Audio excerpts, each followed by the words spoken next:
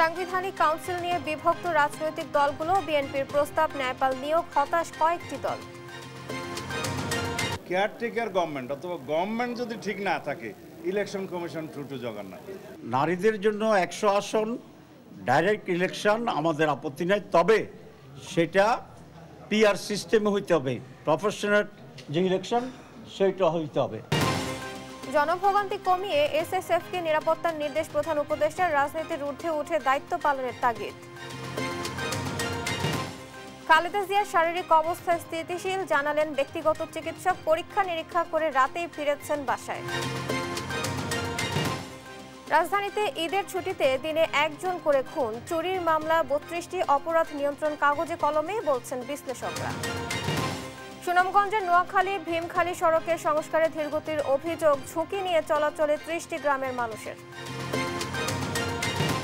ইরানে হামলার অনুমতি দিয়েছেন ট্রাম্প, যুক্তরাষ্ট্র আঘাত হানলে পরিণত হবে ভয়াবহ, হুঁশিয়ারি খামেনির। এবং গল টেস্টে বাংলাদেশের লোয়ার অর্ডারে ধস, দ্বিতীয় দিন শেষে সংগ্রহ 9 উইকেটে 484 রান, লিটনের সেঞ্চুরি মিস। দেখছিলেন শিরোনাম সংবাদ সকালের, সঙ্গে আছি আমি আয়েশা বুবলি। এবার বিস্তারিত। জাতীয় সাংবিধানিক কাউন্সিল এনসিসি নিয়ে একমত হতে পারেনি দেশের রাজনৈতিক দলগুলো। জামায়াত, এনসিপি সহ বেশিরভাগ দলের পক্ষে থাকলেও আপত্তি জানায় বিএনপি। দলটির প্রস্তাব, সাংবিধানিক প্রতিষ্ঠানগুলো জবাবদিহিতায় আনতে প্রয়োজনীয় আইন সংশোধন ও ন্যায়পাল নিয়োগ। আর সিপিবির মতে অন্তর্বর্তী সরকার নয়, এনসিসি করবে নির্বাচিত সরকার। জাতীয় ঐক্যমত্য কমিশনের সঙ্গে বৈঠকে এসব কথা বলেন দলগুলোর নেতারা। সাইফুল রিপনের সঙ্গে নিয়ে মোহাম্মদ সাকিবের রিপোর্ট। জাতীয় সাংবিধানিক কাউন্সিল এনসিসি গঠন, রাষ্ট্রপতি নির্বাচন পদ্ধতি ও জেলা সমন্বয় কাউন্সিল গঠনের প্রস্তাব নিয়ে দ্বিতীয় পর্যায়ের দ্বিতীয় দিনে বৈঠকে বসে জাতীয় ঐকমত্য কমিশন। প্রথম দিনে অনুপস্থিত থাকলেও দ্বিতীয় দিনে আলোচনায় যোগ দেয় জামায়াতে ইসলামী 3 সদস্যের প্রতিনিধি দল। দীর্ঘ বৈঠক শেষে সাংবাদিকদের সঙ্গে কথা বলেন বিভিন্ন দলের নেতারা। জাতীয় সাংবিধানিক কাউন্সিল গঠনের বিরোধিতা করে প্রয়োজনে আইন সংশোধনের প্রস্তাবনা তুলে ধরেন বিএনপি নেতা সালাউদ্দিন আহমদ। সুশাসন বজায় রাখার জন্য, পুনঃপ্রতিষ্ঠা করার জন্য ন্যায়পাল নিয়োগ করা এবং ন্যায়পাল আইনটা সংশোধন করে তাতে সুশাসন প্রতিষ্ঠা করা। কারণ আমরা মনে করি নির্বাহী বিভাগকে সবচেয়ে বেশি ওয়েল গার্ডেড করতে পারবে তখন এই অম্বুডসম্যান সিস্টেম। তবে এনসিসির বিষয়ে একমত জামায়াত। ঐকমত্যের জন্য গণভোটের প্রস্তাব দেওয়ার কথা জানান দলটির নায়েবে আমির ডক্টর সৈয়দ আব্দুল্লাহ মোহাম্মদ তাহের।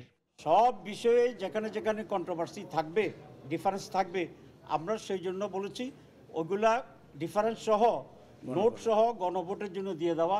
এনসিসি নিয়ে বিএনপির আপত্তিতে হতাশা জানান জাতীয় নাগরিক পার্টির আহ্বায়ক নাহিদ ইসলাম। মৌলিক সংস্কার না হলে তা গ্রহণযোগ্য হবে না বলেও দাবি করেন তিনি। আমরা যে মৌলিক সংস্কারের রূপরেখা দিয়েছিলাম ঐকমত্য কমিশনের কাছে, তার মধ্যে এনসিসি অত্যন্ত গুরুত্বপূর্ণ একটি বিষয়। জাতির স্বার্থে, গণতান্ত্রিক রাষ্ট্রের স্বার্থে আমরা যাতে নীতিগত জায়গায় একটা ঐকমত্যে আসতে পারি আজকের মধ্যেই, কিন্তু এটা হতাশাজনক যে আমরা আজকে এটা আসতে পারিনি। জাতীয় সাংবিধানিক কাউন্সিলের পক্ষে মত দেন অন্যান্য দলের নেতারাও। তাদের মতে সাংবিধানিক প্রতিষ্ঠানকে যারা কাজ করতে দেবে না তারাই এনসিসি নিয়ে আতঙ্কিত থাকবে। অধিকাংশ রাজনৈতিক দল এখানে সমর্থন দিয়েছে এই জাতীয় সাংবিধানিক কাউন্সিল গঠনের বিষয়ে। আমরা গঠনের ব্যাপারে একটা আমাদের রিভিউ প্রস্তাব দিয়েছি, সেটা হচ্ছে যে যাতে প্রধান বিচারপতিকে এটার অংশীদার করা না হয়। এইটা বাংলাদেশের ইতিহাসে আমাদের গণতান্ত্রিক রাষ্ট্র গঠনের ক্ষেত্রে অত্যন্ত জরুরি একটি পদক্ষেপ বলে আমরা মনে করি। বাংলাদেশকে যদি সামনে এগোতে হয়, গণতান্ত্রিক দায়বদ্ধ রাষ্ট্র সংবিধান যদি প্রশাসন ব্যবস্থা তৈরি করতে হয়, তাহলে অবশ্যই এই পদের নিয়োগগুলো কোনো দলীয় বিবেচনা, কোনো দলীয় আনুগত্যের জায়গা থেকে এটাকে কখনো বিবেচনা করা যাবে না। তবে এই মুহূর্তে সাংবিধানিক কাউন্সিলের প্রয়োজন দেখছে না বামদলীয় জোট। সিপিবি সাধারণ সম্পাদক রুহিন হোসেন প্রিন্স বলেন, অন্তর্বর্তী সরকারের প্রধান কাজ সুষ্ঠু নির্বাচন। আমাদের সামনে প্রধান কাজ হচ্ছে সুষ্ঠু, অবাধ, গ্রহণযোগ্য নির্বাচন। সেই জন্যে যা যা করা দরকার সেটা করে একটা ভালো নির্বাচন করে ভালো পার্লামেন্ট করা দরকার। এমন কিছু এই মুহূর্তে করা প্রয়োজন না যেটা এটা রিপ্লেসমেন্ট বা একটা সুপ্রাবডি মনে হয়। সেই কারণে এই মুহূর্তে আমরা এনসিসির প্রয়োজন মনে করছি না। জামায়াতকে বেশি কথা বলতে দেওয়ার অভিযোগ তুলে বৈঠক থেকে ওয়াকআউট করে সিপিবি, এলডিপি ও গণফোরাম। পরে আবারও বৈঠকে অংশ নেয় তারা। মোহাম্মদ সাকিব, দেশ টিভি, ঢাকা। এদিকে জাতীয় সাংবিধানিক কাউন্সিল না হলেও বিকল্প কিছু করার চেষ্টা করবে সরকার, এমনটা জানালেন জাতীয় ঐক্যমত্য কমিশনের সহসভাপতি অধ্যাপক আলী রিয়াজ। বলেন, কাঠামোগতভাবেই জাতীয় সাংবিধানিক কাউন্সিলের জবাবদিহিতা তৈরি করা সম্ভব। জাতীয় ঐক্যমত্য কমিশনের বুধবারের বৈঠক শেষে সংবাদ সম্মেলনে এসব কথা বলেন তিনি। সাংবিধানিক প্রতিষ্ঠানগুলোতে নিয়োগের ক্ষেত্রে একটি কাঠামোর প্রয়োজন আছে, তা রাজনৈতিক দলগুলো নীতিগতভাবে মেনে নিলেও দু একটি দল এর বিরোধিতা করছে বলে জানান আলী রিয়াজ। ঐক্যমত্য নিয়ে চূড়ান্ত সিদ্ধান্তে পৌঁছানো যাবে কিনা তা নিয়ে সংশয় থাকলেও ক্ষেত্র বিশেষে অগ্রগতি হচ্ছে বলেও জানান তিনি।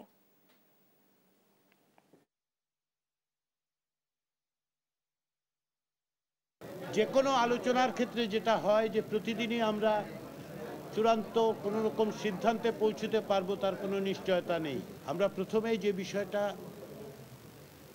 চিহ্নিত করার চেষ্টা করেছি যে রাজনৈতিক দলগুলোর অবস্থানের দিক থেকে যে এই ধরনের একটি প্রতিষ্ঠান যেগুলো সাংবিধানিক বিভিন্ন প্রতিষ্ঠানে নিয়োগ দেবে সেরকম একটি প্রতিষ্ঠানের প্রয়োজনীয়তা বা তাগিদ রাজনৈতিক দলগুলো অনুভব করেন কিনা।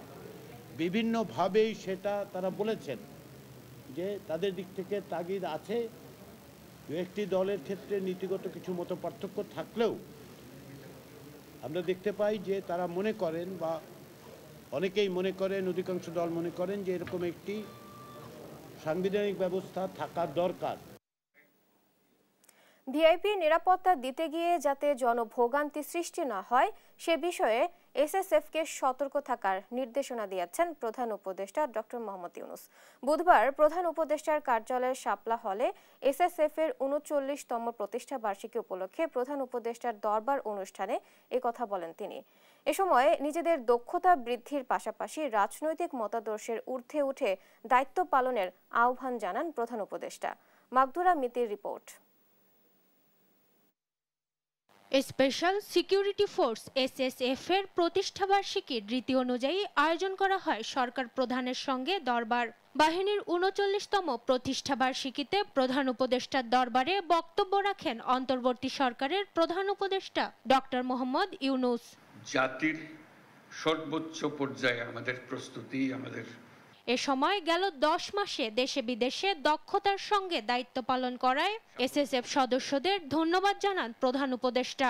সেই সঙ্গে ভিআইপি নিরাপত্তা দিতে গিয়ে যাতে জনভোগান্তি না হয় সেদিকে সতর্ক থাকার নির্দেশনা দেন তিনি। নিরাপত্তার খাতিরে এসএসএফকে বিভিন্ন ধরনের সীমাবদ্ধতা আরোপ করতে হয় যা অনেক সময় জনভোগান্তির সৃষ্টি করে। এটা যে কোনো নিরাপত্তা বাহিনীকেই করতে হয় নিরাপত্তার খাতিরে। অতীতে শাহজালাল আন্তর্জাতিক বিমানবন্দরে ভিআইপি ফ্লাইটের জন্য প্রায় ১ ঘন্টা সকল ফ্লাইট অপারেশন বন্ধ থাকত। এতে অনেক ধরনের জটিলতার সৃষ্টি হতো। আমি এই নিষেধাজ্ঞা তুলে দিয়েছি। এতে সাধারণ যাত্রীদের ভোগান্তি লাঘব হবে, কিন্তু এসএসএফ এর দায়িত্ব বেড়ে গিয়েছে। আমি মনে করি জনবিচ্ছিন্ন না হয়ে বরং জনসংযোগ ও নিরাপত্তার মেলবন্ধনের মাধ্যমেই এসএসএফ তার উপর অর্পিত সকল দায়িত্ব সফলতার সঙ্গে পালন করে যাবে। নিজেদের আন্তর্জাতিক মানের দক্ষ করে তোলার পাশাপাশি রাজনৈতিক মতাদর্শের ঊর্ধ্বে উঠে দায়িত্ব পালনের আহ্বান জানান ডক্টর মোহাম্মদ ইউনূস। রাষ্ট্রঘোষিত ভিআইপিদের নিরাপত্তা প্রদানে পেশাগত দক্ষতা অর্জনের পাশাপাশি চারিত্রিক দৃঢ়তা, উন্নত শৃঙ্খলা, সততা, দায়িত্বশীলতা এবং মানবিক গুণাবলীর বিষয়সমূহ গুরুত্বের সাথে বিবেচনা করতে হবে এবং সকল ধরনের রাজনৈতিক মতাদর্শের ঊর্ধ্বে থেকে পেশাদারিত্বের সাথে কাজ করে যেতে হবে। দায়িত্ব পালনে এসএসএফ সদস্যদের জনবিচ্ছিন্ন না হয়ে জনসংযোগ ও নিরাপত্তার মেলবন্ধন নিশ্চিতের তাগিদ দেন প্রধান উপদেষ্টা। এই বাহিনীর প্রত্যেক সদস্যের পেশাদারিত্ব ও আন্তরিকতার মাধ্যমে এসএসএফ এর উত্তরোত্তর উন্নতি অব্যাহত থাকবে। মাগদুরা মিতি, দেশ TV, Dhaka. BNP chairperson Khaleda জিয়ার শারীরিক অবস্থা স্থিতিশীল রয়েছে বলে জানিয়েছেন তার ব্যক্তিগত চিকিৎসক ও দলের স্থায়ী কমিটির সদস্য ডাক্তার AZM জাহিদ হোসেন। তবে বিদেশি চিকিৎসকদের পরামর্শে তার চিকিৎসায় কিছু পরিবর্তন আনা হয়েছে বলেও জানান তিনি। পরীক্ষা নিরীক্ষা শেষে বুধবার মধ্যরাতে হাসপাতাল থেকে ফের বাসায় ফিরে গেছেন খালেদা জিয়া। তারেক মাহমুদ সুজনের রিপোর্ট। মেডিকেল বোর্ডের পরামর্শে নিয়মিত স্বাস্থ্য পরীক্ষার অংশ হিসেবে বুধবার সন্ধ্যায় রাজধানীর এভারকেয়ার হাসপাতালে যান বিএনপি চেয়ারপারসন খালেদা জিয়া। রাত 12টার পর হাসপাতাল থেকে ফের গুলশানের বাসা ফিরোজায় আসেন তিনি। মধ্যরাতেও বিএনপি চেয়ারপারসনকে দেখতে এবং তার স্বাস্থ্যের অবস্থা জানতে বাসার সামনে আসেন দলের ও অঙ্গ সংগঠনের নেতাকর্মীরা, দেন নানা স্লোগান। পরে খালেদা জিয়ার শারীরিক অবস্থা সম্পর্কে সাংবাদিকদের জানান তার ব্যক্তিগত চিকিৎসক ও দলের স্থায়ী কমিটির সদস্য ডাক্তার AZM জাহিদ হোসেন। বলেন, স্থিতিশীল রয়েছে খালেদা জিয়ার শারীরিক অবস্থা। কিছুক্ষণ আগে যে বাসায় এসেছেন আপনারা দেখেছেন, উনি মোটামুটি শারীরিক অবস্থা স্থিতিশীল। তবে বিদেশি চিকিৎসকদের পরামর্শক্রমে তার চিকিৎসায় কিছু পরিবর্তন আনা হয়েছে বলে জানান ডাক্তার জাহিদ। বলেন, চিকিৎসকদের তত্ত্বাবধানে বাসায় দিয়ে থাকবেন খালেদা জিয়া।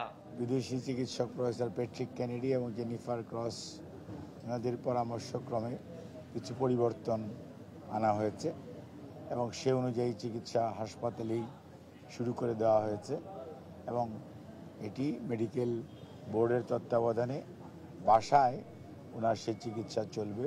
সুস্থতার জন্য খালেদা জিয়া দেশবাসীর কাছে দোয়া চেয়েছেন বলেও জানান ডাক্তার AZM জাহিদ হোসেন।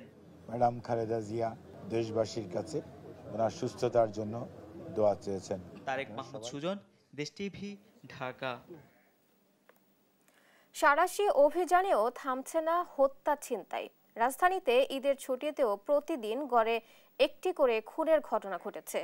ডিএমপির তথ্য বলছে শুধু ঈদুল আজহার ছুটিতেই চুরির মামলা হয়েছে 32টি আর ছিনতাইয়ের মামলা 13টি। যদিও পুলিশের দাবি আইন শৃঙ্খলা পরিস্থিতি নিয়ন্ত্রণে রয়েছে। বিশ্লেষকরা বলছেন পুলিশের অপরাধ নিয়ন্ত্রণ শুধু কাগজে কলমেই, মাঠ পর্যায়ে নেই কার্যকর ভূমিকা। শাহাদাত নিশাদের রিপোর্ট। ঈদের আগে রাজধানীবাসীর অন্যতম আতঙ্ক ছিল ছিনতাই আর ডাকাতি। ঘটে প্রকাশ্য খুনের ঘটনাও, আর তাই ফাঁকা ঢাকায় চুরি ছিনতাই রোধই ছিল আইনশৃঙ্খলা বাহিনীর বড় চ্যালেঞ্জ। এ নিয়ে ব্যাপক তৎপরতা থাকলেও থেমে থাকেনি অপরাধ। রাজধানীর 50টি থানা থেকে পাওয়া তথ্য অনুযায়ী ঈদের আগে মে মাসে রাজধানীতে ডাকাতি হয় 5টি, ছিনতাইয়ের ঘটনায় মামলা হয়েছে 40টি, খুনের ঘটনায় 32টি, ধর্ষণের ঘটনায় 49টি এবং 128টি চুরির মামলা হয়েছে। আর ঈদের আগের 5 দিন থেকে মোট 15 দিনে ডাকাতির ঘটনা ঘটেছে 2টি। এই সময় ছিনতাইয়ের মামলা হয়েছে 13টি, এছাড়াও 15টি খুন এবং 32টি চুরির মামলা হয়। তবে আইনশৃঙ্খলা বাহিনীর তৎপরতাও ছিল চোখে পড়ার মতো। এই 15 দিনে ছিনতাইয়ের ঘটনায় গ্রেফতার হয়েছে 97 জন, আর ডাকাতির মামলায় 102 এবং চুরির ঘটনায় 138 জনকে গ্রেফতার করা হয়। এ নিয়ে ডিএমপি জানায় ঈদের লম্বা ছুটিতে বাড়তি নিরাপত্তায় সজাগ ছিল আইনশৃঙ্খলা বাহিনী। মাঠে ছিল অক্সিলারি ফোর্সও। নগরবাসীর মধ্যে যেন সবসময় একটা স্বস্তির ভাব থাকে, সেই জন্য তো সেইটা করতে গিয়ে আমরা আমাদের যে নিয়মিত যে টহল কার্যক্রমগুলো, যেগুলো ভিজিবিলিটি পেট্রোল রয়েছে, তার বাইরে আমাদের যে বিভিন্ন জায়গায় যে স্ট্যাটিক ডিউটিগুলো রয়েছে সেগুলো আমরা চালিয়ে যাচ্ছি। যদিও তা যথেষ্ট মনে করেন না বিশ্লেষকরা। তাদের মতে অক্সিলারি ফোর্স শুধু নামে নয়, সঠিকভাবে তদারকি করলে অপরাধ দমন অনেকটাই সম্ভব। কঠোর হস্তে এই ধরনের অপরাধ দমন করতে হবে এবং এটি দমনের প্রশ্নে এই পাড়া মহল্লার যে অক্সিলারি ফোর্সগুলো আছে, বাড়ির মালিক বা দারোয়ান যারা আছে, তাদেরকে সতর্ক থাকার যে বার্তা সেটি পুলিশের কাছ থেকে সেটি প্রেরণ করা প্রয়োজন। পাশাপাশি এই ধরনের কোনো পরিস্থিতি বা অনিরাপদ কোনো পরিস্থিতি হতে পারে এরকম কোনো সম্ভাবনা থাকলে দ্রুত সময়ের মধ্যে পুলিশকে জানানোর ব্যবস্থা এবং দ্রুত সময়ের মধ্যে পুলিশ যাতে ব্যবস্থা গ্রহণ করতে পারে। অপরাধ দমনে দিনের চেয়েও রাতের ঢাকাকে বেশি গুরুত্ব দেওয়ার পরামর্শ দিয়েছেন বিশ্লেষকরা। শাহাদাত নিশাদ, দেশ টিভি, ঢাকা। সরকার ইচ্ছাকৃতভাবে সিটি কর্পোরেশনের সেবায় ব্যাঘাত ঘটাচ্ছে বলে মন্তব্য করেছেন বিএনপি নেতা ইশরাক হোসেন। বুধবার ঢাকা দক্ষিণ নগর ভবনে চলমান আন্দোলনে তিনি একথা বলেন। ইশাক হোসেন আরও বলেন, আন্দোলনের মধ্যেও জরুরি সেবা সচল রাখা হয়েছে। তবে স্থানীয় সরকার উপদেষ্টা আসিফ মাহমুদ সজীব ভুঁইয়া সিটি কর্পোরেশনের কর্মকর্তাদের দায়িত্ব পালন না করার নির্দেশ দেয়ায় সেবায় বিঘ্ন ঘটছে বলে অভিযোগও করেন তিনি। ইশাক হোসেনকে দক্ষিণের মেয়র পদ বুঝিয়ে দেওয়ার দাবিতে বুধবার নগর ভবনের সামনে অবস্থান নেয় আন্দোলনকারীরা। আন্দোলনে উপস্থিত হন ইশাক হোসেন।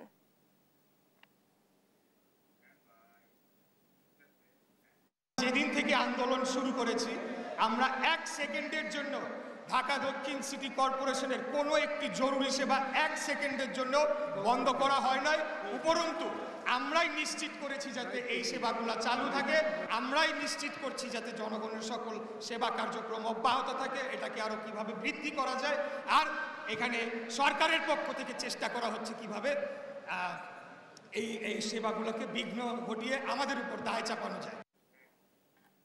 গেল 24 ঘন্টায় দেশে করোনায় আক্রান্ত হয়েছেন 28 জন। স্বাস্থ্য অধিদপ্তর জানিয়েছে এ সময়ে কোনো মৃত্যুর ঘটনা ঘটেনি। আর চলতি বছর এখন পর্যন্ত কোভিড-19-এ আক্রান্ত হয়েছেন 331 জন, যার মধ্যে 200 জনে আক্রান্ত শেষ 20 দিনে। করোনা বৃদ্ধির প্রবণতায় নতুন করে ভ্যাকসিন কার্যক্রম বৃদ্ধির পরামর্শ বিশেষজ্ঞদের। হাসান আল মাহমুদের রিপোর্ট। হঠাৎ করে চোখ রাঙাচ্ছে কোভিড-19। গেল 20 দিনে আক্রান্ত প্রায় 200 জন, মৃত্যু হয়েছে 10 জনের। ঢাকার পর সবচেয়ে বেশি আক্রান্ত হয়েছে চট্টগ্রামে। ভারত, সিঙ্গাপুর সহ দক্ষিণ এশিয়ার দেশগুলোতে রোগী বৃদ্ধির প্রভাব দেশে পড়ছে বলে মনে করছেন বিশেষজ্ঞরা। মূলত আমাদের দেশে এটা রিসেন্টলি যে ছড়াচ্ছে, এটা আমার ধারণা যে বাইরে থেকে আসছে, ইন্ডিয়া থেকে, পার্শ্ববর্তী দেশ থেকে কিন্তু। এবং নতুন যে স্ট্রেইন যেটা পাওয়া গেছে, করোনার যে ভাইরাসের যে স্ট্রেইনটা, কোভিড-19-এর যে স্ট্রেইন, এটি কিন্তু দ্রুত সংক্রমণশীল, দ্রুত ছোঁয়াচ্ছে। যদিও এখন পর্যন্ত বলা হচ্ছে ডেঞ্জারাস না, সিরিয়াস না, মৃত্যুর হার অত বেশি না, কিন্তু বলা তো যায় না। কোভিড টিকা নেওয়া অনেকেরই 2 বছর বেশি হয়েছে।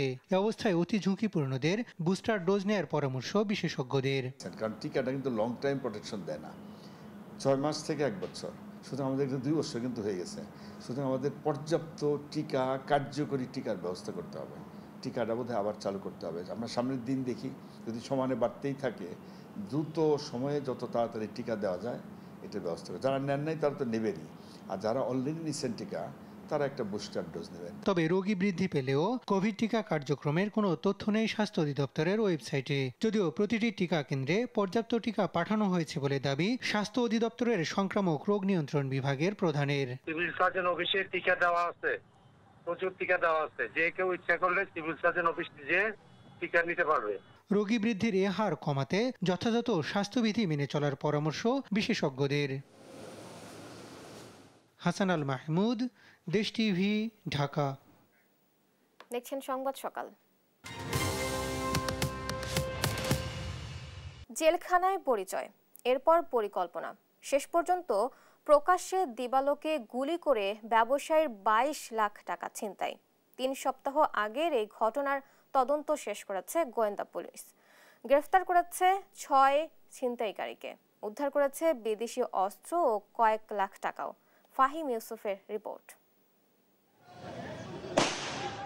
গেল 27 মে দিনে দুপুরে রাজধানীর মিরপুরে প্রকাশ্যে ছিনিয়ে নেওয়া হয় ব্যবসায়ীর 22 লাখ টাকা। সেদিন মাহমুদ ফরেন এক্সচেঞ্জ সেন্টারের নির্বাহী পরিচালক রাসেল মিয়া ও অফিস সহকারী জাহিদুল হককে থামান ছিনতাইকারীরা ফাঁকা গুলি ও ধারালো অস্ত্র দিয়ে আঘাত করে আতঙ্ক সৃষ্টি করে। এরপর জনসম্মুখেই ছিনিয়ে নেওয়া হয় টাকার ব্যাগ। এ ঘটনায় মিরপুর মডেল থানায় মামলা হলে তদন্তে নামে মহানগর গোয়েন্দা পুলিশ। ছিনতাই চক্রের 6 সদস্যকে গ্রেপ্তার করতে সক্ষম হন তারা। ডিবির একাধিক টিম একই সাথে ঢাকা, বরিশাল, পটুয়াখালী, ময়মনসিংহ ও যশোর জেলার বিভিন্ন স্থানে অভিযান পরিচালনা করে ডাকাতির সাথে সরাসরি জড়িত মোট 6 জনকে গ্রেপ্তার করতে সক্ষম হয়। পুলিশ জানায় ব্যবসায়ীকে পরিকল্পিতভাবে অনুসরণ করে চক্রটি এরপর মোটরসাইকেলে এসে অস্ত্রের মুখে ছিনিয়ে নেয় টাকার ব্যাগ। লোকাল সোর্স প্রথমে তাদেরকে ইনফরমেশন দেয় এবং দীর্ঘদিন সেটা র্যাকি করে। এটার গল্পটা যেটা ওদের কাছে যেটা জিজ্ঞাসা করলাম, কালো ব্যাগ নিয়ে যাওয়া নিয়ে আসা, এটা কয়েকদিন তারা দেখার পর তারা দেখে কখন ব্যাগটা মোটা কখন ব্যাগটা চিকন। এভাবে তারা তাদের যে ফেভারের একটা এনভায়রনমেন্ট পরিবেশ সেটা নিশ্চিত করে তারা কার্যক্রমটা করে। পুলিশ বলছে জেলখানায় পরিচয়ের সূত্রে সংগঠিত হয় এই ডাকাতি ছিনতাই চক্রের সদস্যরা। চেষ্টা চলছে চক্রের বাকি সদস্যদের ধরার। ফাহিম ইউসুফ, দেশ টিভি, ঢাকা। সংসদ নির্বাচনকে সামনে রেখে ইউএনডিপির অর্থায়নে ইসির বাস্তবায়নাধীন ব্যালট প্রকল্পে আর্থিক সহায়তার প্রতিশ্রুতি দিয়েছে অস্ট্রেলিয়া। বুধবার নির্বাচন ভবনে এক অনুষ্ঠানে এ সংক্রান্ত চুক্তি সই হয়। অস্ট্রেলিয়া তাদের মুদ্রায় $2 মিলিয়ন সহায়তার কথা জানিয়েছে। এ সময় প্রধান নির্বাচন কমিশনার এএমএম নাসির উদ্দিন, ইউএনডিপির আবাসিক প্রতিনিধি স্টেফান লিলার, অস্ট্রেলিয়ার হাই কমিশনার সুশান রাইলি উপস্থিত ছিলেন। বৈঠক শেষে ইসি সিনিয়র সচিব আখতার আহমেদ বলেন, ইসির আহ্বানে তারা এ সহযোগিতার হাত বাড়াচ্ছেন। বাংলাদেশের গণতান্ত্রিক উত্তরণে পাশে থাকার কথা জানিয়েছেন হাই কমিশনার সুশান রাইলি। ইউএনডিপি প্রথমে এই প্রজেক্ট ডকুমেন্টটা যেটা নাম দেওয়া হয়েছে ব্যালট, এই প্রজেক্টটা হচ্ছে টোটাল অ্যামাউন্ট হচ্ছে 18.53 মিলিয়ন ইউএসডি, মার্কিন ডলারের 18.53 মিলিয়ন। এখানে মূলত মোটা দাগে 16টা কম্পোনেন্ট আছে। 16টা কম্পোনেন্টের মধ্যে আমাদের ফান্ডিংয়ের ব্যাপারে যেটা ইস্যু ছিল, ইউএনডিপি আজকে অস্ট্রেলিয়ার হাই কমিশনারকে নিয়ে এসে ওনারা $2 মিলিয়ন কমিটমেন্টটা করেছেন। আমরা আশা করি যে এই প্রজেক্টের জন্য ফার্দার কমিটমেন্ট ডোনার্সদের থেকে পাওয়া যাবে। But today we are pleased to contribute $2 million to directly support the Bangladesh Election Commission's ballot project. Of course, in partnership with the UN, UNDP, UNESCO and UN Women to support the transition to an elected government. সুনামগঞ্জের Noakhali two Bhimkhali সড়কে জীবনের ঝুঁকি নিয়ে চলাচল করছেন 30টি গ্রামের লাখো মানুষ। 9 কিলোমিটার দীর্ঘ সড়কের বিভিন্ন অংশে সৃষ্টি হয়েছে অসংখ্য খানাখন্দ। সড়কের সংস্কারে অনিয়ম ও ধীরগতির অভিযোগ স্থানীয়দের। সহকর্মী শাহবাজ উদ্দিন মান্নার তথ্য, ছবিতে জানাচ্ছেন সালমা জাহান। সুনামগঞ্জের শান্তিগঞ্জ ও জামালগঞ্জ উপজেলার নোয়াখালী ভীমখালী সড়কের কার্পেটিং উঠে মেঠো পথে রূপান্তরিত হয়েছে। 9 কিলোমিটার সড়কের মধ্যে 6 কিলোমিটারের পিচ উঠে অসংখ্য খানাখন্দের সৃষ্টি হয়েছে। বিশেষ করে সড়কের নূরপুর, তেরোহাল, জীবদারা, নয়াহাটি, শিমুলবাগ, উকারগাঁও, মুক্তাখাই গ্রামের অংশে সৃষ্টি হয়েছে অর্ধশত ছোট বড় গর্ত। যানবাহন চলাচল করছে ঝুঁকি নিয়ে। এ কারণে দুটি উপজেলা 30টি গ্রামের মানুষ 3 বছর যাবৎ সীমাহীন দুর্ভোগ পোহাচ্ছেন। স্থানীয় সরকার ও প্রকৌশল অধিদপ্তরের অধীনে 31,14,18,000 ব্যয়ে সড়ক সংস্কার কাজ শুরু করে যৌথভাবে দুটি পৃথক ঠিকাদারি প্রতিষ্ঠান। মূল সড়কের কাজ না করে কালভার্ট, গাইড ওয়াল সহ মাটি ভরাটের কাজ করে। 4টি কালভার্টের মধ্যে 3টি কালভার্টের কাজ চলমান রয়েছে। সড়ক সংস্কারে ধীরগতি ও অনিয়মের অভিযোগ করেন স্থানীয়রা। গর্ভবতী মহিলা, মুরব্বী মহিলা এরা যাইতে খুব কষ্ট, কাঁচা রাস্তা, গাড়ি পাস হয় না, আইটা যায় লাঠিত পড় দিয়ে যায় মুরব্বী হলে, মানে জনগণের কষ্ট হইতেছে বা ড্রাইভারের মধ্যে অনেক আরো কষ্ট হইতেছে। এখন তো আমরা এই যে বাজারে যে যাই, মসজিদে যাই, আমরা খুব কষ্ট, এদিকে ফেক হয়ে যায়। ওই দেখুন গাড়ি চালাইয়া 1 টাকা পাই না, গাড়ির যে খাম কাজা এই মুহূর্তে 1500 টাকা কাম করে যাইছি। দুই দিকে কিন্তু হাওর, এই হাওরের কারণে এই সড়কের পাশ থেকে মাটি আনলে রাস্তাটা আবার ক্ষতি হয়, এই মাটি ঠিক না। ইট লাগায় তারা দেয় না, সিমেন্ট পুলিশের সাথে সাথে পুড়ে যায়। এদিকে ঠিকাদারি প্রতিষ্ঠান বলছে প্রতিকূল আবহাওয়ার জন্য দ্রুত গতিতে কাজ শুরু করা যায়নি। সমস্যা মানে আমাদের তো এখন বৃষ্টির সিজন চলে আসছে, এখন তো আপনার যে রকমের আমরা প্রোটেক্টিভ ওয়ার্কের কাজ করতেছিলাম ওটাও অফ, বৃষ্টির কারণে মাটির কাজটাও অফ। মাটি যে পয়েন্ট থেকে আনতেছিলাম পয়েন্ট থেকে গাড়ি ওঠে না। এখন আপাতত আমাদের এই কালভার্টের কাজগুলাই রানিং আছে।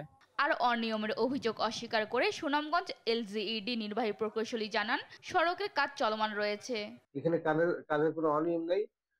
আমাদের মূল রাস্তার মধ্যে শুধু আরসিসি রাস্তা কমপ্লিট হয়েছে, আর রাস্তার দুই পাশে মাটির কাজ করতেছে, বক্স কভারের কাজ এলসি বাধ্যতা সম্পন্ন দিচ্ছে। দ্রুত সড়কটি মেরামত করে চলাচল যোগ্য করে তোলার দাবি এলাকাবাসীর।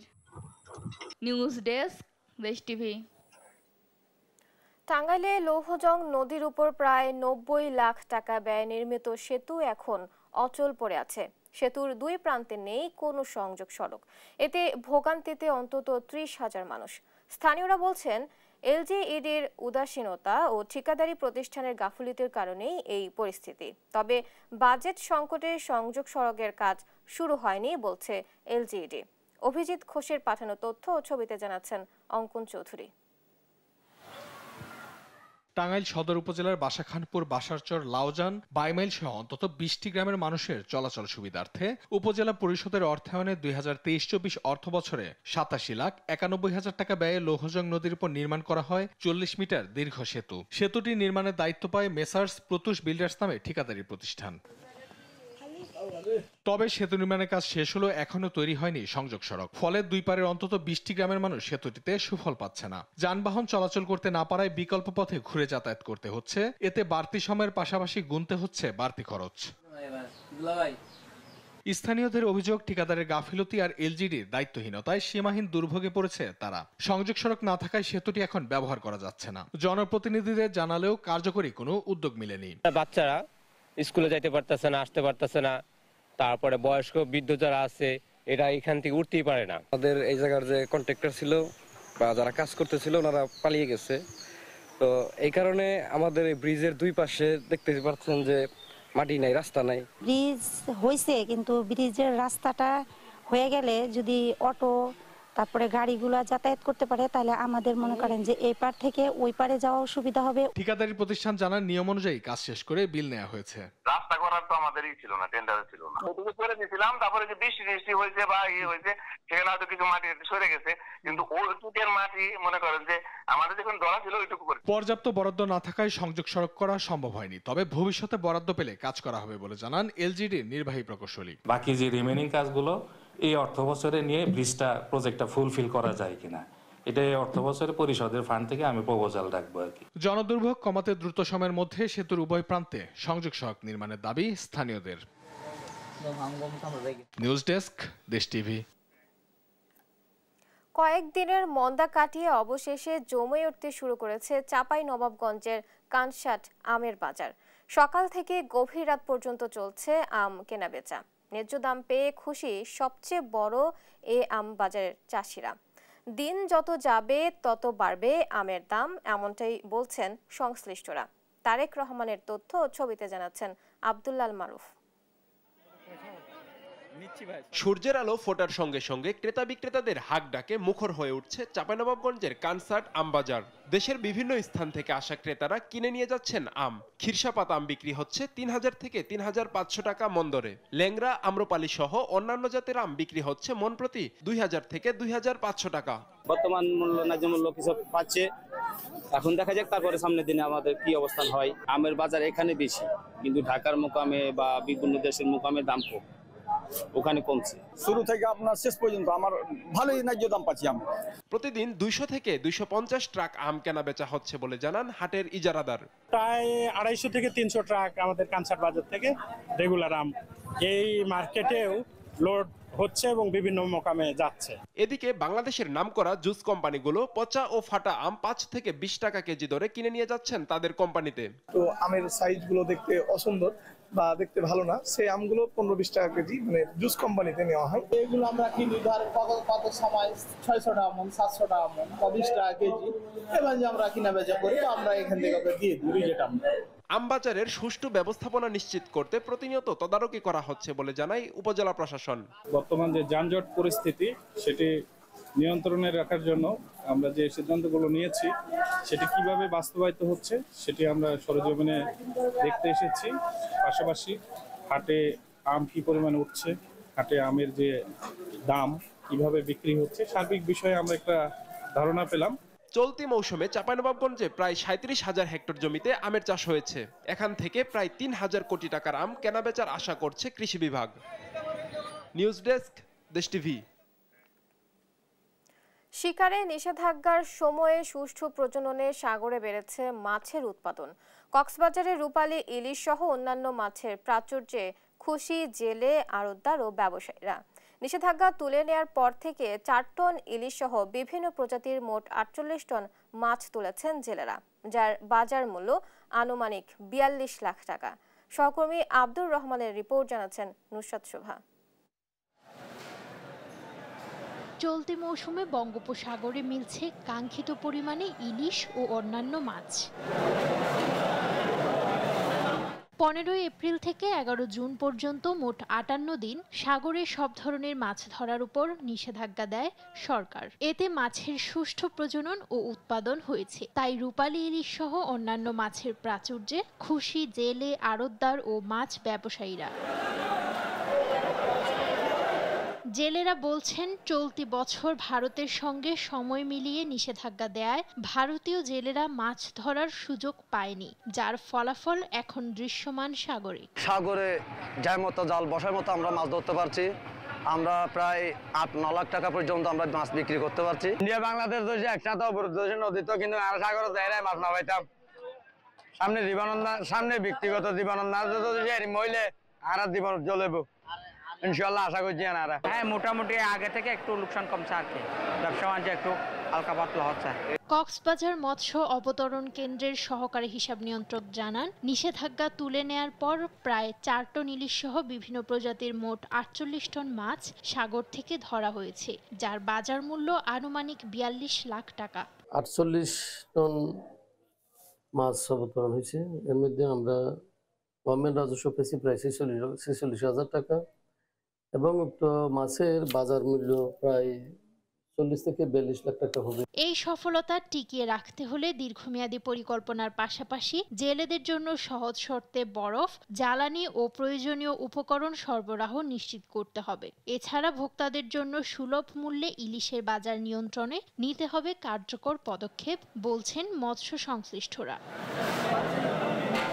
নিউজ ডেস্ক, দেশ টিভি। দেখছেন সংবাদ সকাল। ইরানের অভ্যন্তরে হামলার অনুমোদন দিয়েছেন মার্কিন প্রেসিডেন্ট ডোনাল্ড ট্রাম্প। তবে চূড়ান্ত অনুমোদন দেওয়ার আগে ইরান পরমাণু কর্মসূচি থেকে সরে দাঁড়ায় কিনা তা পর্যবেক্ষণ করা হচ্ছে বলে জানান তিনি। ইসরায়েল ইরান চলমান হামলা পাল্টা হামলার মধ্যেই বুধবার এমন মন্তব্য করেন মার্কিন প্রেসিডেন্ট। ছেড়ে কথা বলেননি ইরানের সর্বোচ্চ ধর্মীয় নেতা আয়াতুল্লাহ আলী খামেনিও। হুঁশিয়ারি দিয়ে বলেন, যুক্তরাষ্ট্র সংঘাত শুরু করলে কঠিন পরিণতি ভোগ করতে হবে, যার প্রভাব পড়বে আন্তর্জাতিক মহলেও।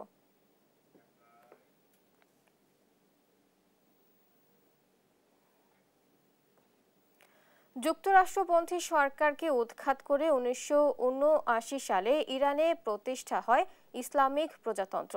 এরপর থেকেই দেশটিকে একদণ্ড শান্তিতে থাকতে দেয়নি ওয়াশিংটন।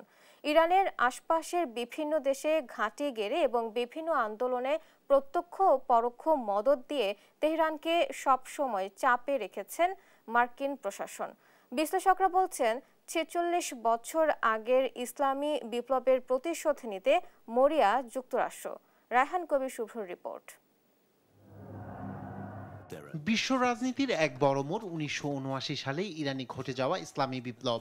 পশ্চিমা সমর্থিত রাজতন্ত্র ভেঙে ইসলামী প্রজাতন্ত্র চালু হয় দেশটিতে। সেই বিপ্লব শুধু ইরানের অভ্যন্তরীণ রাজনীতিকেই পাল্টে দেয়নি, বরং যুক্তরাষ্ট্র ও ইরানের মধ্যে সূচনা করে দীর্ঘস্থায়ী শত্রুতার। বিপ্লবের আগেই ইরানের রাজনৈতিক উত্তেজনা শুরু হয় 1953 সালের এক অভ্যুত্থানের মধ্য দিয়ে। তখন মোহাম্মদ মোসাদ্দেক প্রধানমন্ত্রী নির্বাচিত হন এবং তেল সম্পদের জাতীয়করণ করেন, যা ছিল পশ্চিমা স্বার্থে বড় আঘাত। ফলে যৌথ পরিকল্পনায় মোসাদ্দেক সরকারকে হটিয়ে আবারও শাহ মোহাম্মদ রেজা পাহলভিকে ক্ষমতায় বসায় CIA ও ব্রিটিশ গোয়েন্দারা,